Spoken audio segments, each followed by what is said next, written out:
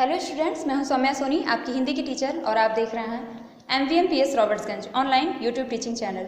सो बेटा, इस वीडियो में हम बात करेंगे हिंदी व्याकरण कक्षा 6 की हिंदी व्याकरण। ये देख सकते हैं आप, हिंदी व्याकरण की बुक है, इसका फ्रंट पेज हिंदी व्याकरण जो सोफिया पब्लिकेशन की है। आप ध्यान से देख सकते हैं बेटा, ये है इसका फ्रंट पेज। तो आइए हम लोग इसके पाठ के बारे में पढ़ते हैं। तो आइए वीडियो स्टार्ट करते हैं। इस वीडियो में बेटा हम बात करेंगे कक्षा 6 की हिंदी ग्रामर की बुक है के पाठ 29। तो बेटा पाठ 29 पर नहीं जाइएगा, हमारा आज का टॉपिक है अपठित गद्यांश।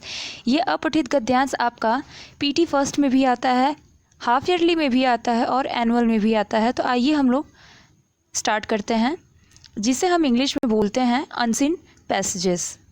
Unseen passages. तो अपठित का अर्थ होता है धन पठित, जिसे पढ़ा न गया हो। अतः अपठित गद्यांश का संपूर्ण शाब्दिक अर्थ है जो गद्य का अंश पहले पढ़ा न गया हो।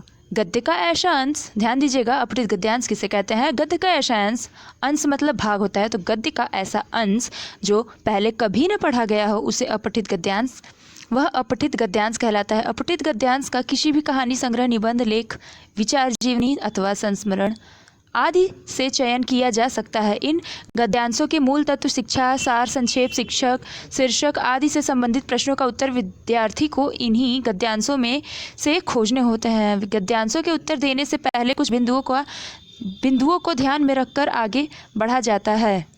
तो ध्यान से देखिएगा बेटा, दिए गए गद्यांश को ध्यानपूर्वक पढ़ लेना चाहिए। जब आपको लगे कि आप इसके मूल भाव को समझ गए हैं तभी उत्तर लिखना चाहिए या उत्तर लिखना आरंभ करना चाहिए। गद्यांशों के दूसरा है, गद्यांशों के अंत में पूर्व पूछे गए प्रश्नों के उत्तर को रेखांकित करके पुनः उन्हें सही प्रकार से पढ़ लें। तीसरा है, प्रश्नों के उत्तर संक्षिप्त और गद्यांश पर ही आधारित होने चाहिए। चौथा है, प्रश्नों के उत्तर सदैव अपने वाक्यों में लिखने चाहिए। पाँचवा है आपका टॉपिक, गद्यांश के पूरे सार को समझकर ही शीर्षक चुनना चाहिए। और छठा है, शीर्षक संक्षिप्त और अर्थपूर्ण होना चाहिए। ये नहीं कि जो पूछ रहा है वही बतलाएं, ये नहीं कि जो पूछ रहा है उसके अलावा बतलाएं। उदाहरण हम देख लेते हैं। कुछ लोग सोचते हैं कि शिक्षा का उद्देश्य केवल ज्ञान प्राप्त करना है। यह लोग बच्चों की पढ़ाई के अतिरिक्त उनके ज्ञान के विकास के लिए कुछ नहीं करना चाहते हैं। कुछ अन्य लोगों का मानना है कि केवल ज्ञान ही पर्याप्त नहीं है, परंतु इससे इतना समझदार लोगों का मानना है कि इससे अलग समझदार लोगों का मानना है कि शिक्षा का उद्देश्य अच्छा नागरिक बनना और लक्ष्य प्राप्त करना है। ये सभी लोग शिक्षा का केवल एक पहलू देखते हैं, जबकि शिक्षा का एकमात्र लक्ष्य 3 बिंदुओं पर आधारित है: ज्ञान प्राप्त करना, स्वावलंबी बनना और समाज की रक्षा के योग्य बनना। तो आइए हम लोग इसके प्रश्न और उत्तर की ओर बढ़ते हैं। तो इसका बेटा पहला प्रश्न पूछ रहा है कि शिक्षा के विषय में प्रथम श्रेणी के लोग क्या सोचते हैं। तो उत्तर हो जाएगा आपका, ध्यान दीजिएगा, प्रथम श्रेणी के लोग शिक्षा को केवल ज्ञान प्राप्ति का साधन मानते हैं। ओके, फिर आइए हम लोग देखते हैं प्रश्न दूसरा प्रश्न पूछ रहा है, तीसरी श्रेणी के लोग शिक्षा का क्या उद्देश्य मानते हैं। तो आपका उत्तर हो जाएगा, तीसरी श्रेणी के लोग शिक्षा का उद्देश्य अच्छा नागरिक बनना और लक्ष्य प्राप्त करना मानते हैं। आपका देख लेते। तो बेटा इसमें तीसरा क्वेश्चन पूछ रहा है, शिक्षा का वास्तविक लक्ष्य क्या है।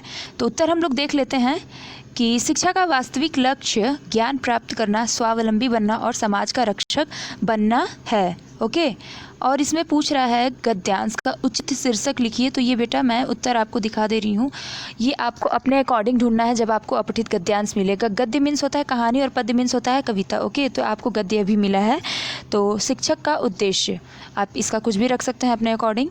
पाँचवा है बेटा आपका पूछ रहा है कि बहुविकल्पिक प्रश्न है, निम्नलिखित उचित पर सही का निशान लगाना है। तो शिक्षा का उद्देश्य क्या है? धन कमाना, यश प्राप्त करना, एक योगी एवं जिम्मेदार नागरिक बनना या ज्ञानी बनना। तो आपका पहला का हो जाएगा आपका एक उपयोगी व जिम्मेदार नागरिक बनना। फिर है शिक्षा का उद्देश्य दूसरा पूछ रहा है, तो क्या हो जाएगा? अधिकतर लोग पूर्ण रूपेण समझते हैं, कोई नहीं समझता, सभी लोग समझते हैं, बहुत ही कम लोग समझते हैं। तो हो जाएगा बहुत ही कम लोग समझते हैं। ओके, हो जाएगा। तो मेरी पूरी वीडियो देखने के लिए बेटा थैंक यू। ओके। मिलते हैं नेक्स्ट वीडियो में। धन्यवाद। जय हिंद।